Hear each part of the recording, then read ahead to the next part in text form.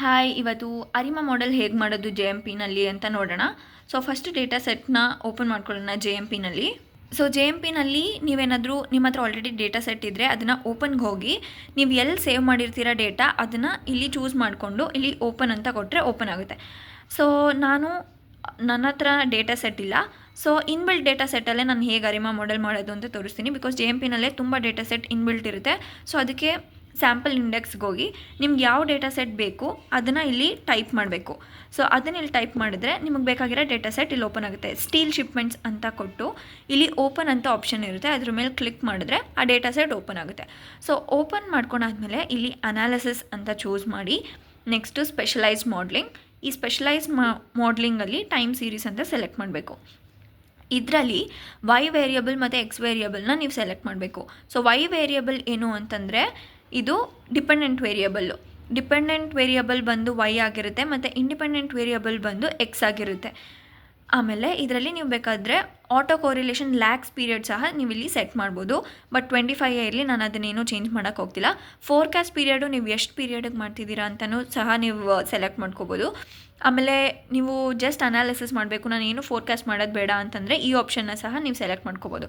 But ನಾನು ಇವಾಗ ಅದನ್ನೇನು ಚೇಂಜ್ ಮಾಡ್ತಿಲ್ಲ, ನನಗೆ ಇಷ್ಟೇ ಸಾಕು. ಸೊ ಅದಕ್ಕೆ ಇಷ್ಟು ಕೊಟ್ಟು ಓಕೆ ಅಂತ ಕೊಟ್ಟರೆ ನಿಮಗೆ ಈ ಟೇಬಲ್ ಓಪನ್ ಆಗುತ್ತೆ.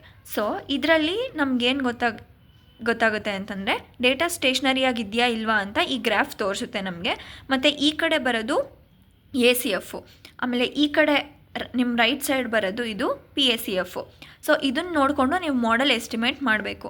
ನೀವು P ವ್ಯಾಲ್ಯೂ ಎಷ್ಟು ಕೊಡಬೇಕು, D ವ್ಯಾಲ್ಯೂ ಎಷ್ಟು ಕೊಡಬೇಕು, ಆಮೇಲಿಂದ PQD ಅಂತ ನಿಮ್ಮ ಡೇಟಾ ಸ್ಟೇಷ್ನರಿ ಆಗೋಕ್ಕೆ ಎಷ್ಟು ಕೊಡಬೇಕು, ಯಾವ ಮಾಡೆಲ್ ಚೂಸ್ ಮಾಡಬೇಕು ಅಂತ ಹೇಳಿದೆ. ಇವೆರಡು PACF ಇದು ಮತ್ತು ACF ಇದು.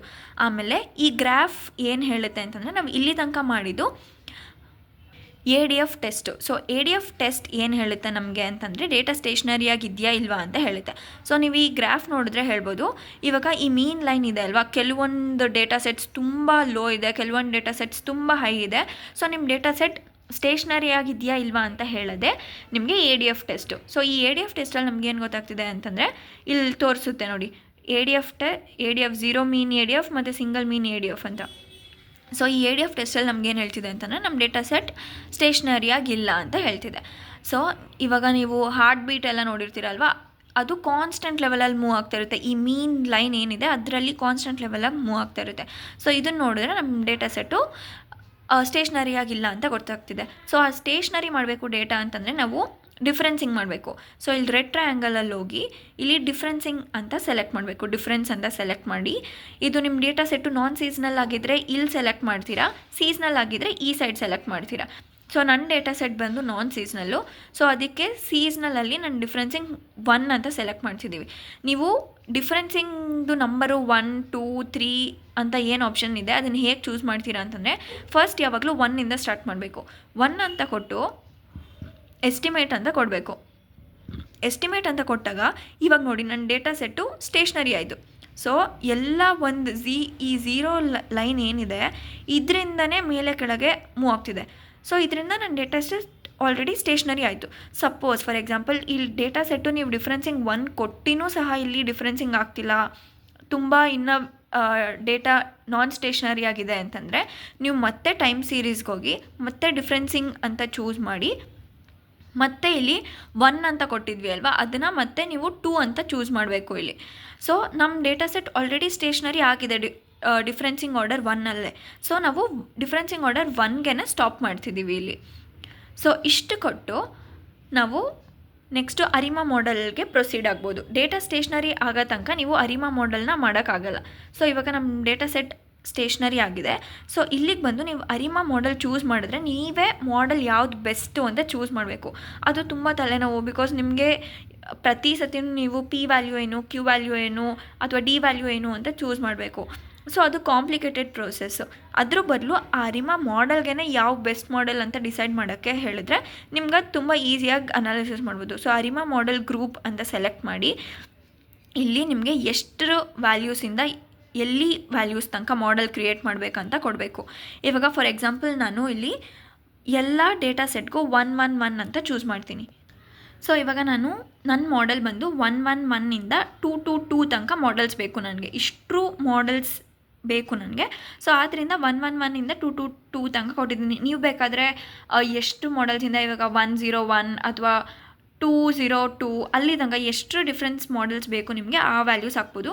ನನಗೆ ಎಲ್ಲ ಮಾಡೆಲ್ಸು ಬೇಕು. ಸೊ ಅದರಿಂದ 111 222 ಅಂತ ಸೆಲೆಕ್ಟ್ ಮಾಡಿ ನಾನು ಎಸ್ಟಿಮೇಟ್ ಅಂತ ಕೊಡ್ತಿದ್ದೀನಿ. ಸಪೋಸ್ ನಿಮ್ಮ ಡೇಟಾ ಏನಾದರೂ ಸೀಸ್ನಲ್ ಡೇಟಾ ಆಗಿದ್ದರೆ ಆ ವ್ಯಾಲ್ಯೂಸ್ನ ಈ ಕಡೆ ಕಾಲಮಲ್ಲಿ ಎಂಟ್ರಿ ಮಾಡಬೇಕು. ನನ್ನ ಡೇಟಾ ನಾನ್ ಸೀಸ್ನಲ್ ಆಗಿರೋದ್ರಿಂದ ನಾನು ಈ ಕಡೆ ಕಾಲಮಲ್ಲಿ ಮಾಡೆಲ್ ಕೊಡ್ತಾಯಿದ್ದೀನಿ. ಕೊಟ್ಟು ಎಸ್ಟಿಮೇಟ್ ಅಂತ ಕೊಡಬೇಕು. ಸೊ ಇಲ್ಲಿ ಎಸ್ಟಿಮೇಟ್ ಅಂತ ಕೊಟ್ಟ ತಕ್ಷಣ ನಿಮಗೆ ಇಲ್ಲಿ ನೋಡಿ 111ಇಂದ ಹಿಡಿದು 222 ತನಕ ಎಲ್ಲ ಮಾಡೆಲ್ಸು JMPನೇ ನಿಮಗೆ ಕ್ರಿಯೇಟ್ ಮಾಡಿಕೊಡುತ್ತೆ. ಸೊ ಇದನ್ನು ಅನಾಲಿಸಿಸ್ ಹೇಗೆ ಮಾಡೋದು ಅಂತಂದರೆ, ಇದನ್ನು ನೀವು ಮೂವ್ ಮಾಡಿದ್ರೆ ಇಲ್ಲಿ MAPE ಮೀನ್ ಆವ್ರೇಜ್ ಪರ್ಸೆಂಟೇಜ್ ಎರರ್ ಮತ್ತು ಮೀನ್ ಆವ್ರೇಜ್ ಎರರ್ ಅಂತ ಇರುತ್ತೆ. ಇದಿಷ್ಟರಲ್ಲಿ ಯಾವುದು ಲೋಯೆಸ್ಟ್ ಇರುತ್ತೆ that is the best model ಅಂತ ನೀವು ಚೂಸ್ ಮಾಡಬೇಕು. ಸೊ ಇದರಲ್ಲಿ ಲೋಯೆಸ್ಟ್ ವ್ಯಾಲ್ಯೂ ಬಂದು 5.2 ಇದೆ. ಸೊ ಇದರಲ್ಲೂ ಅಷ್ಟೇ, ಇದರಲ್ಲಿ ಯಾವ್ದು ಲೋಯೆಸ್ಟ್ ಇರುತ್ತೆ ಇದರಲ್ಲೂ ಅದೇ ಲೋಯೆಸ್ಟ್ ಇರುತ್ತೆ. ಇದರಲ್ಲಿ ನೀವು ನೋಡ್ಬೋದು, ಇದರಲ್ಲೂ 33.5 ಅಂದರೆ 335 ಲೋಯೆಸ್ಟ್ ವ್ಯಾಲ್ಯೂ ಇದೆ. ಸೊ ಈ ಮಾಡೆಲ್ ಯಾವುದು ಸೆಕೆಂಡ್ ಒನ್ ಅಂತ that is the best model ಅಂತ. So 212 is the best model ನಮ್ಮ ಅರಿಮಾಗೆ. ಸೊ ಇದ್ರದ್ದು ನೀವೇನಾದರೂ ರಿಪೋರ್ಟ್ ನೋಡಬೇಕಂದ್ರೆ ಇಲ್ಲಿ ಕ್ಲಿಕ್ ಮಾಡಿ ಕೆಳಗಡೆ ಸ್ಕ್ರಾಲ್ ಮಾಡಿದ್ರೆ ನಿಮಗೆ ಇಲ್ಲಿ 212 ಮಾಡೆಲ್ದು ಫುಲ್ ಏನೇನು ರಿಪೋರ್ಟ್ ಇದೆ ಅದನ್ನು ಕೊಡುತ್ತೆ. ಆಮೇಲೆ ನೀವು ಇದರಲ್ಲಿ P ವ್ಯಾಲ್ಯೂಸ್ ಎಷ್ಟಿದೆ ಅಂತಲೂ ಸಹ ನೀವು ಇಲ್ಲಿ ಎಸ್ಟಿಮೇಟ್ ಮಾಡ್ಬೋದು. ಎಲ್ಲ 0.001 ಇದೆ. ಸೊ ಇದ್ರ ಪ್ರಕಾರ ನೀವು which is the best model ಅಂತ ಚೂಸ್ ಮಾಡ್ಬೋದು. ಸಪೋಸ್ ಏನಾದರೂ ಇದ್ರ ಗ್ರಾಫ್ ನೋಡಬೇಕಂತಂದರೆ ಗ್ರಾಫ್ ರಿಪೋರ್ಟ್ಗೆ ಬೇಕಾದರೆ ಇಲ್ಲಿ ನೀವು ಸೆಲೆಕ್ಟ್ ಮಾಡ್ಬೋದು.